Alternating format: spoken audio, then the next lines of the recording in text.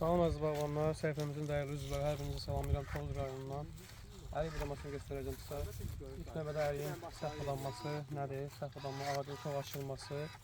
Və indi biz öz budamanı göstərəcəyik. Budama, uşaqlar gördüyünüz kimi yan meyvə budağını saxladıq.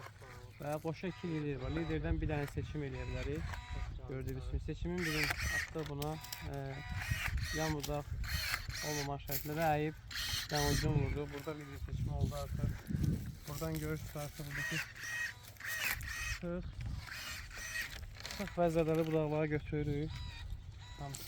İçə doğru gidən budağı aldıq.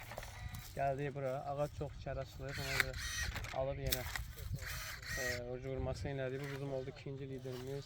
Burada yenə sıxılır. İlk budağı aldırır qardaşlar. Bunun da terəvat. Belə vurduq. Bu oldu bizim üçüncü liderimiz. Və gələk buna. Burada da içəri doğru gidən budağı eyni şəkildə aldırır.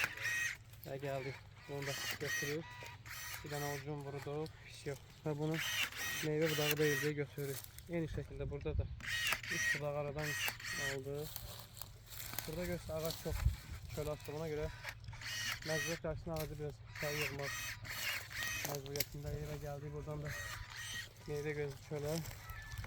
Buradan da görürsünüz inşallah budaq açılır. Amma bu fərəq içəri gelib. Ona görə bunu buradan götürürük ki ağacımız tam formada. Və liderimizin ucuna qaçır meyvələr.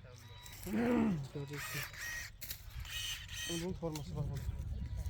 Burada da budama işi gedir. Budama ilə bağlı bir yoda nömrəmiz var. Əlaqə saxlaya bilərsiniz. Allah herkesin işin xeyirli uğurlu eləsin. Və bu da son nəticə.